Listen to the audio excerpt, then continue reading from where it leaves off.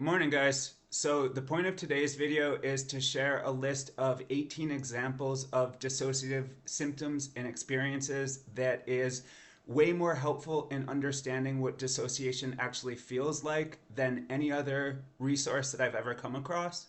Before I get to that, though, I want to briefly talk about two related dissociative phenomena, one of which I have experience with in my own life. So there's something that I came across in an obscure psychiatric source called Paris syndrome. It tends to affect mainly Asian tourists who have come to France for the first time, and for many of them, that's of course a dream. It's Paris in particular is one of the most romanticized cities in the world. But for a small proportion of people who come to France, they have a really bad time. It ends up being more of like a waking nightmare. So Paris syndrome is characterized by feelings of being watched. You might feel that you have there's a conspiracy against you, that people are talking about you, that people are being racist. In the more extreme cases, people might actually feel that something is off, that they're not actually there, that they're having a dream or a hallucination. So this has happened enough and required enough emergency psychiatric treatment that it has a name and that it's recognized as the thing. The reason I bring up Paris syndrome is because I had my own experience. So if you watch my content, you know that I lived abroad in mainland China for several years, was teaching science in Beijing and in Shenzhen in mainland China. And I was in China during the COVID pandemic, and I was locked down, basically living in my apartment 98% of the time for over a year while COVID was raging. So toward the end of that period, I left Beijing with my friend Peng just to get out and do something in a less restricted area. And we went to this area of northern China called Harbin.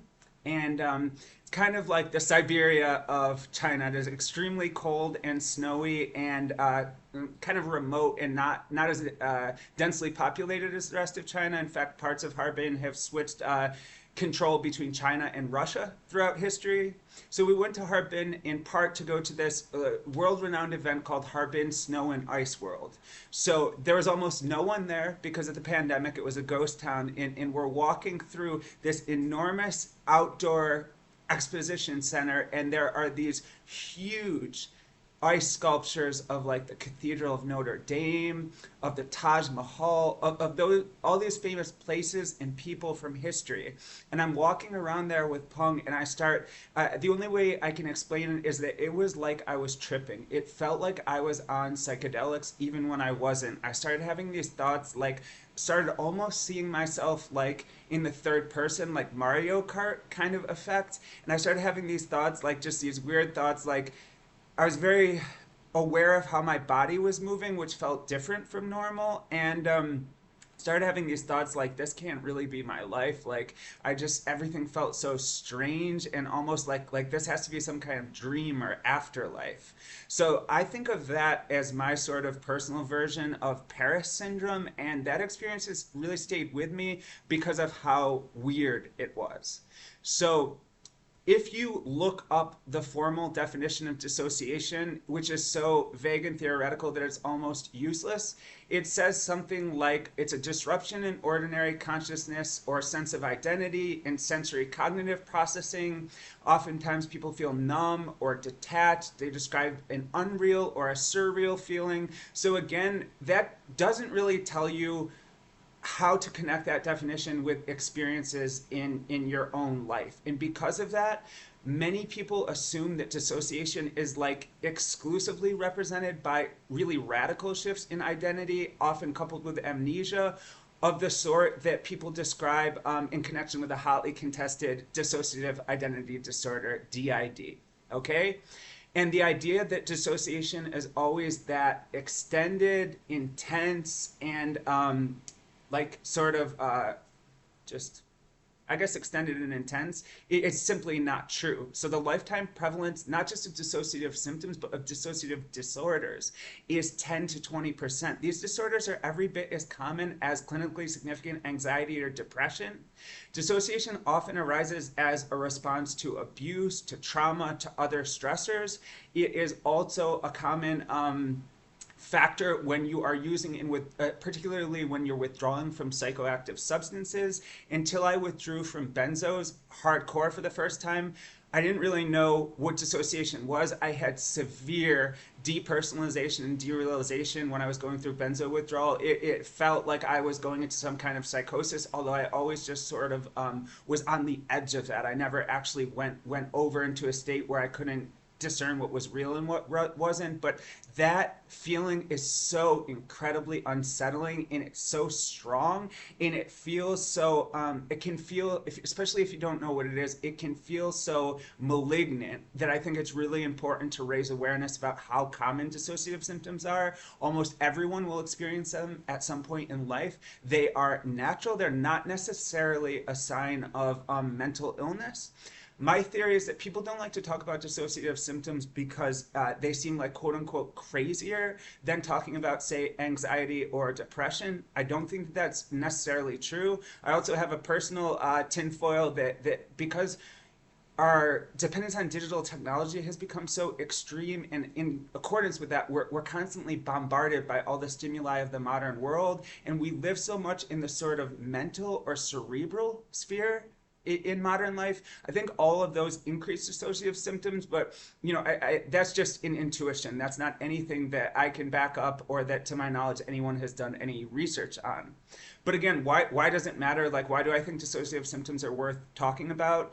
They're very common, and I also think they're kind of a canary in the coal mine, so like the birds that the miners would bring down with them, because when the birds passed out, they knew that the oxygen levels were decreasing. Maybe there were toxic gases escaping from the rock that they were mining, and they needed to get out of there. That's how I think dissociative symptoms function. Like, before major mental health episodes, people will often look back afterward and say, for a long time before, in the lead up to, say, an episode of major depression or psychosis, or of their personality disorder being very pronounced, they'll say that they had been having dissociative symptoms, but they didn't recognize it until after the fact. So I actually think there's potentially diagnostic and treatment value in learning to recognize that increases in dissociative symptoms can be the prelude to a significant mental health event. So again, if you're having severe dissociative symptoms, it can be one of the most disturbing experiences that human existence has to offer. The only thing I can compare it to is when I was young, I trained myself to lucid dream. So I trained myself to gain consciousness that I was dreaming while I was dreaming.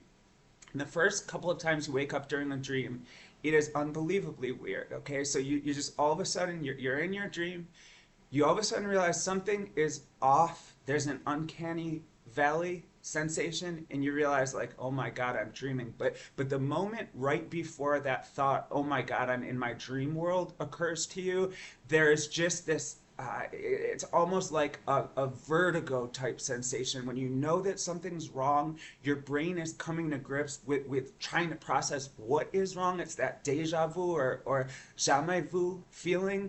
And it's just like this, it almost feels like you're falling through space and time. It can be that underwater feeling, that surreal feeling, that space and time is a little bit different. So until you've experienced it, you probably won't be able to identify with what I'm talking about. Many people who do experience it, who are spiritual, connect it with spiritual or religious meaning. So that's another way that dissociative symptoms kind of get filed away under a different heading that makes people think that they're less common than they are.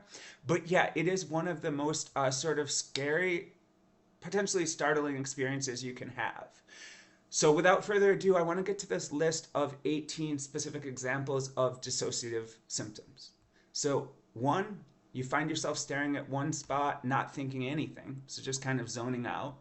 2, you feel completely numb. 3, feel like you're not really in your body, that you're watching yourself in a movie. 4, you feel suddenly lightheaded or dizzy. 5, you lose the plot of the show or conversation that you were focused on. 6, feel as if you're not quite real, as though you're in a dream. 7, feel like you're floating. 8, suddenly feel like you're not a part of the world around you. 9, feel detached and far away from other people who may seem mechanical or unreal to you. 10, are very startled when something or someone gets your attention. 11, completely forgot what you were thinking just a moment ago. 12, suddenly cover your face or react as if you're about to be hurt for no reason.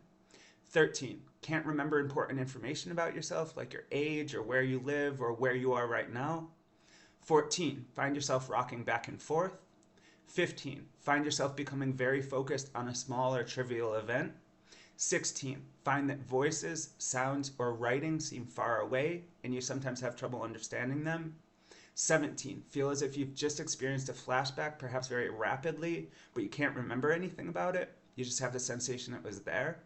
And 18, perceive your body as foreign or as not belonging to you. So some of these symptoms overlap with the symptoms of psychosis and other mental health phenomena, but if you have had these experiences and you're willing to share about that, please drop a comment below. Specifically, my questions are, has anyone never experienced any of the above? Because again, these are really common. The lifetime prevalence of dissociative symptoms is really high. So is there anyone who's never felt like any of these examples applies to them? The other question I had was, does anyone have an alternate way of describing their dissociative symptoms? I have a specific question for my substance abusing and addicted / dependent set. Have any of those viewers experienced flare-ups of dissociative symptoms that correlate with their substance intake or maybe cessation of using a particular substance? And finally, does anyone who has experienced persistent dissociative symptoms and or a formally diagnosed dissociative disorder feel comfortable sharing what that's like?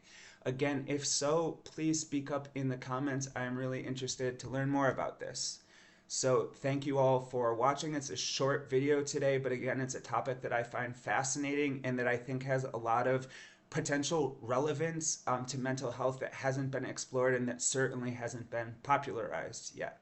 So yeah, let me know in the comments below, and I hope that everyone enjoys the rest of their day.